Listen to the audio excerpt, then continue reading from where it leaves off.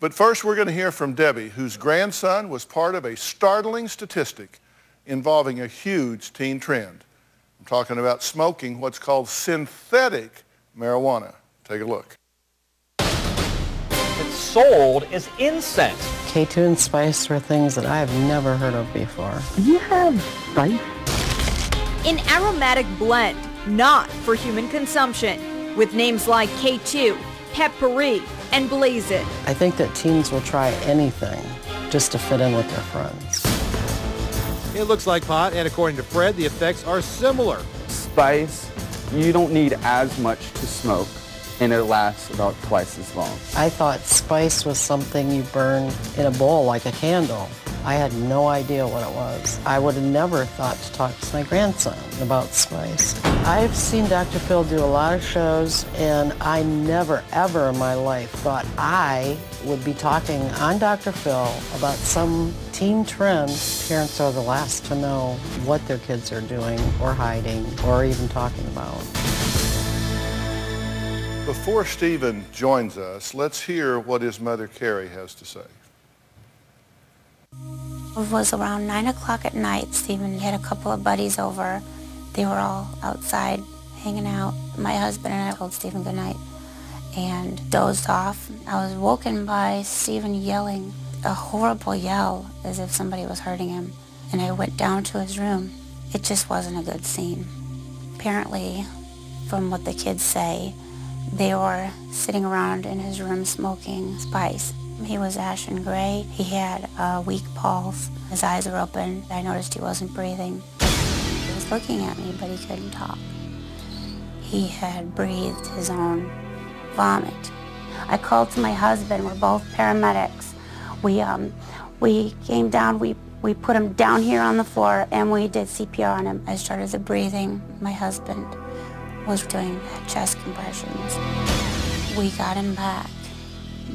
He was pinking up, and he looked at me, and I told him he had to breathe.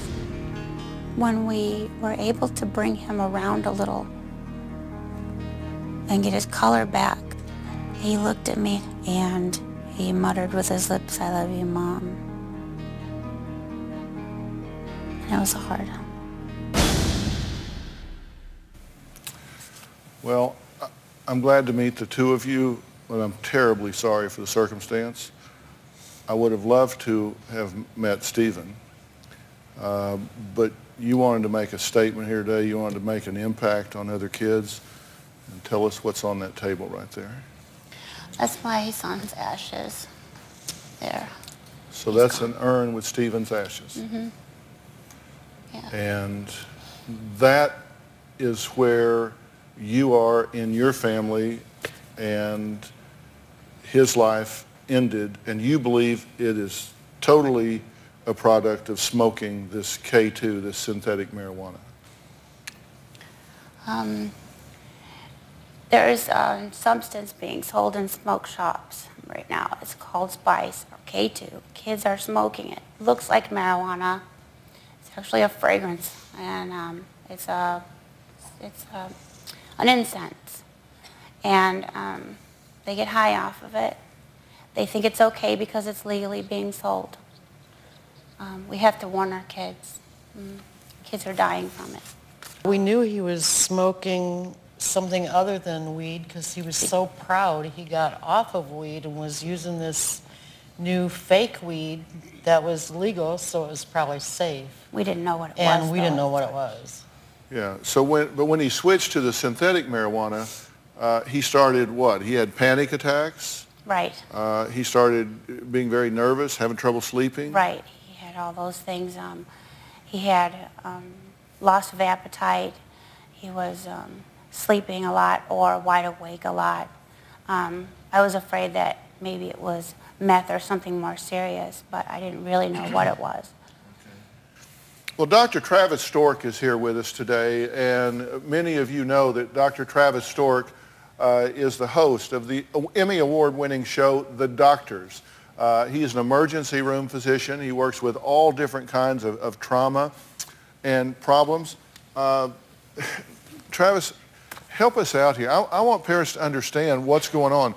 a kid may think he's trying to do the right thing, or even an adult. I'm going to stop smoking marijuana. Now, I've never taken care of someone who has died from smoking marijuana.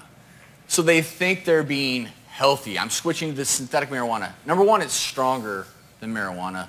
But number two, we don't know what's in it. So you have to teach your kids. Just because it's over the counter doesn't mean it's safe.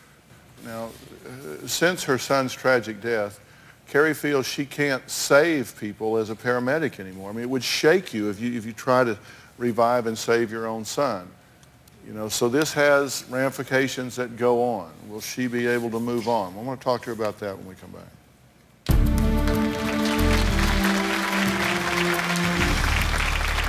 My son Stephen died on September 27, 2010. He was 19 years old.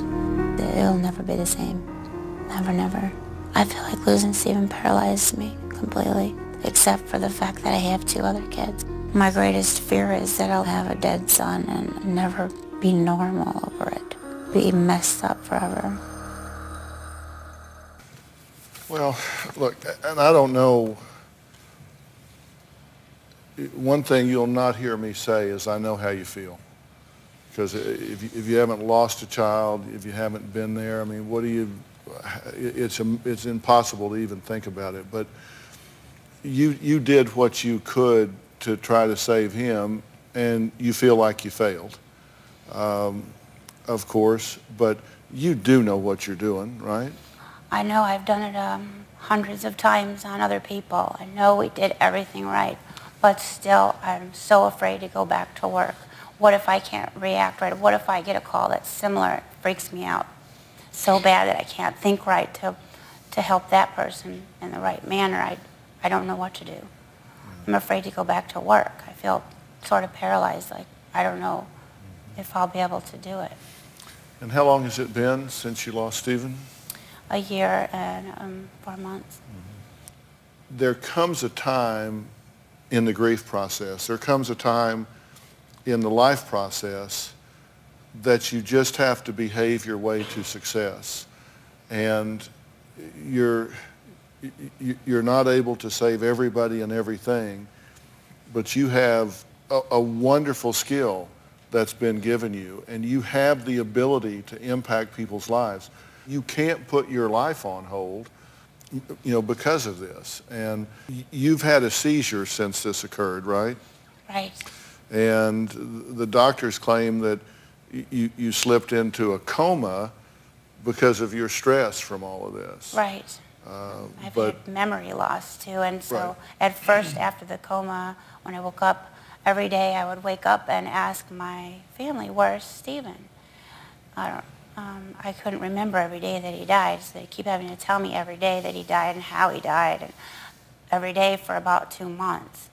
And I would just start screaming, and I couldn't believe it because I had such brain damage with the seizure, not breathing. I'm getting better. You got to put one foot in front of the other and behave your way right back into this. And it's never easy to lose a patient. It's happened to me. It's happened to all of us. And certainly when it is your loved one. But, you know, Travis, that's one of the realities of being in the profession you're in. I mean, not everybody that comes in the ER lives. Well, anytime you lose a patient, you struggle with it. And I don't know what you're going through because I've never lost a loved one. But what I always remind myself is you did everything you can do. I know. There's nothing that you did that caused your son to die. The reason that your son died is it was beyond your control. And there may come a day where you save someone's life and pay it forward, and your son would want you to do that. You're in a profession that saves lives. Don't stop doing that. Yeah, I